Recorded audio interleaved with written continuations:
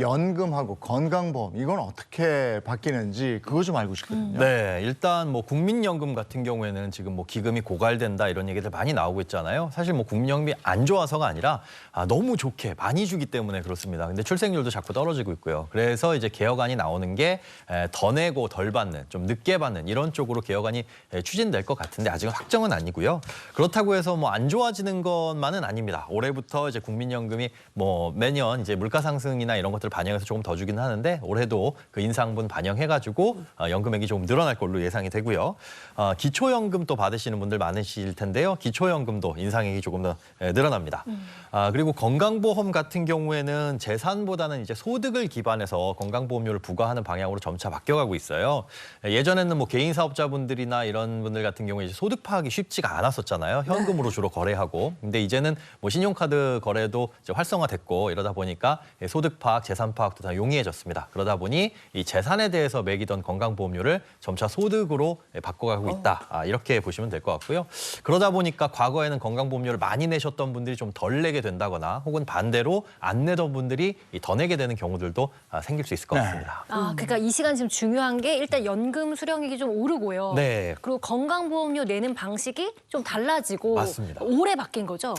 예, 이제 점차 바뀌어가고 있는 거예요. 알아둬야 되겠네요. 네. 네, 뭐 간략하게 일단 정리를 해주셨는데 일단 연금제도 어떤 것들이 달라지는지 조금 더 자세히 좀 살펴보도록 하겠습니다. 올해 달라지는 그 연금제도 관련 이슈로는요.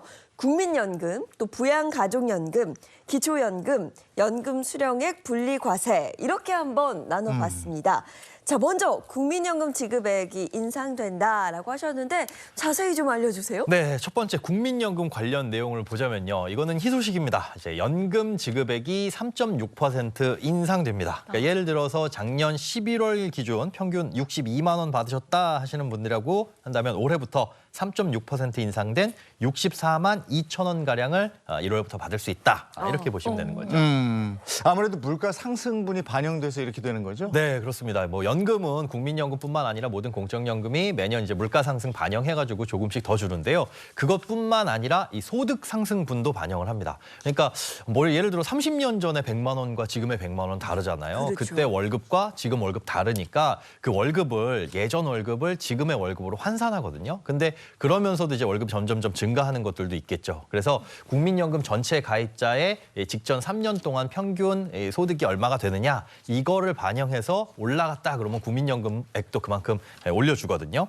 요번에 보니까 이 기준소득 월액이라는 게 그것 때문에 바뀌어요. 그러니까 가장 높은 소득과 가장 낮은 소득 이 국민연금의 부과 기준이 되는데 최근 3년간 평균 소득 보니까 2023년 대비 4.5% 증가를 했습니다. 그래서 2024년도 올해 이 기준소득 월액 상한액 그러니까 가장 높은 소득은 기존 590만 원에서 617만 원으로 조정되고 가장 낮은 소득은 37만 원에서 39만 원으로 약간 상향 조정됩니다. 그럼 이 국민연금 받으시는 분들한테 이제 바로 적용되는 거예요? 1월부터 그 아까 말씀드린 3.6%뭐 물가 상승분이나 이런 소득 상승분 반영한 거는 1월 지급되는 연금부터 올라가게 되고요. 그리고 기준소득 월액 이 상한액 요거 바뀌는 거는 올해 7월부터 적용할 계획입니다. 네. 그러니까 사실 올라서 좀 좋은 것 같긴 한데 네. 이 물가 상승률 대비하면 이렇게 많이 오른 것 같진 않은데요? 맞아요.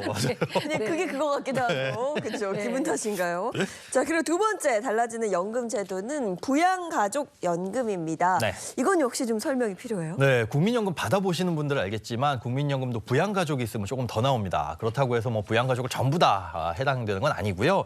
배우자라든가 아니면 19세 미만의 자녀 혹은 60세 이상의 부모님 혹은 나이에 상관없이 장애를 가진 자녀나 부모님이 계시면 부양가족 연금액이 나옵니다. 그러니까 부양가족에 대한 이 가족수당의 개념이라고 보시면 될 것 같은데요. 이 부양가족 연금액도 추가로 올라갑니다. 작년에는 배우자 기준 28만 3,380원이 지급됐는데 올해는 29만 3,580원, 약 10,000원 정도 올랐죠. 네. 그리고 자녀와 부모님은 한 명당 18만 8,870원 지급되던 게 한 19만 5,660원으로 올해부터 인상됩니다. 한 명당 그렇다는 거는 3명이면 곱하기 3 하면 되는 거예요? 네, 그렇습니다. 아까 말씀드린 대로 자녀가 뭐 19세 미만 자녀다라고 한다면 3명 있다. 네. 그러면 이렇게 3명 몫으로 지급이 되는 거죠. 그래요. 이 세 번째가 기초연금 관련해서 이제 얘기를 나눌 텐데 65세 이상 대한민국 국적 어르신 중에서 소득 기준액 이하인 분들이 받는다 이렇게 알고 있는데 이걸 잘 모르겠더라고요, 기초연금. 네, 일단은 이 기초연금의 기준 자체가 소득 하위 70% 그러니까 소득이 많으신 앞에 30% 제외하고 나머지 분들을 드리겠다. 이게 개념인데요. 이 기초연금 지급액 역시 국민연금과 마찬가지로 3.6% 올라갑니다. 이게 뭐 단독 가구냐 부부 가구냐에 따라 다른데 단독 가구일 경우에는 최대 33만 4,810원 그리고 부부 가구일 경우에는 합쳐서 53만 5,680원 이렇게 지급되는데요. 수령 가능 대상도 조금 확대됐어요. 앞서 뭐 소득 하위 70%에게 지급이 된다라고 했는데 그게 실제 소득을 다 보고 1번부터 100번까지 쭉 놓고 봤을 때 30명 제외 이렇게 하는 게 아니라 대략적으로 하위 70%에 들어오실 법한 분들 요걸 이제 기준으로 계산을 하거든요. 근데 그 기준선이 조금 올라갔습니다. 월소득 기준선이 기존보다 올라갔기 때문에 대상자도 조금 확대되지 않을까 그렇게 전망이 되는데 그렇다면 그 기준선이 얼마나 올라갔느냐? 재산의 소득 환산액과 그다음에 소득 평가액 요걸 합친 게 소득 인정액이라고 하는데요. 이 소득 인정액이 단독 가구는 213만 원. 부부 가구는 소득 합산 340만 8천 원. 이걸 넘지 않으면 이제 기초연금을 받을 수가 있습니다. 그렇게 되면 이제 혼자 사시는 분들 같은 경우에는 한 달에 33만 4,810원을 받으실 수 있고요. 부부 사시는 배우자가 있으신 분들 같은 경우에는 53만 5,680원까지 받을 수가 있습니다. 단독 가구 같은 경우에는 지난해 이 소득 기준이 202만 원이었는데 올해 11만 원 정도 오른 거고요. 부부 같은 경우에는 지난해 323만 원 정도였는데 올해 340만 원 정도로 17만 6천 원 정도 꽤 크게 올랐죠. 네. 그러니까 단독 가구나 부부 가구나 합쳐서 한 5% 정도 기준이 올라갔다고 보시면 되는 거니까 대상자가 그만큼 늘어났겠죠. 그리고 이거 같은 경우는 뭐 국민연금처럼 이 기금에서 지원을 해주는 게 아니라 세금에서 지원을 해주는 거다 보니까 올해 1조 7천억 원 정도의 예산이 이쪽으로 투입될 걸로 보입니다. 선생님 이 재산의 네. 소득 환산액 네, 그리고 소득 평가액 이게 지금 뭔지 잘 모르겠고요. 이거 네. 두 개 합치면 소득 인정액. 예, 이거 쉽게 좀 얘기 좀 해주세요. 네, 말이 네, 어렵죠. 네, 이제 네. 쉽게 설명을 해드릴게요. 이 재산의 소득 환산액이다라고 한다면 말 그대로 재산도 소득으로 바꿔서 환산한다 이렇게 보시면 될 것 같아요. 그러니까 갖고 계신 뭐 부동산 아니면 뭐 난 전세 살아요라고 한다면 전세 보증금 이런 것들도 이제 재산으로 치거든요. 이런 건 이제 일반 재산으로 치는 거고 그다음에 뭐 예금이라든지 주식이라든지 뭐 연금이라든지 이런 거 가입해 놓으신 거 있을 거잖아요. 네. 이런 것들은 이제 금융재산 이렇게 보거든요. 그러니까 일반 재산하고 금융재산 이것들을 소득으로 바꿔가지고 이걸 한 달에 얼마로 벌 것이냐. 요게 이제 소득 환산액이고 요걸 이제 다 합친 거. 그리고 또 실제로 우리가 소득이라고 볼 수 있는 뭐 근로소득이라든가 사업소득 또 임대소득 기타 소득 이런 것들이 있는데 이런 것들을 전부 다 합친 게 소득 인정액이다.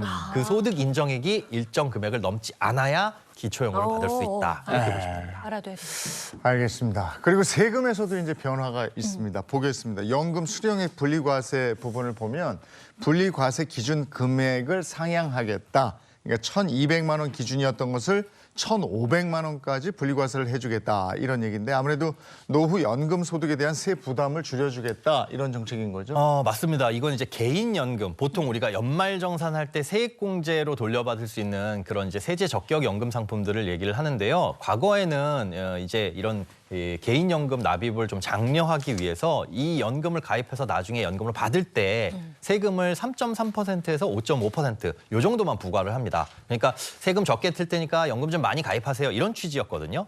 그런데 다만 그렇게 나중에 돼서 연금을 받을 때 연간 연금 수령액이 1,200만 원을 초과하게 되면 아주 높은 세율로 과세를 합니다. 그러니까 5.5%로 과세하는 게 아니라 종합소득세율로 과세하기도 하고 뭐 낮게는 분리과세에서 뭐 16.5% 이렇게 떼기도 하는데 그냥 기억해 두실 건 1,200만 원을 초과하면 세금 많이 낸다. 근데 이 1,200만 원이란 기준이 한 12년 전쯤에 세워진 기준이에요. 그러다 보니까 아니 물가도 올라가고 소득도 올라가는데 이게 왜 그대로 있냐? 네. 이런 걸 반영해서 올해부터는 1,200만 원 기준이 1,500만 원으로 올라가게 됐습니다.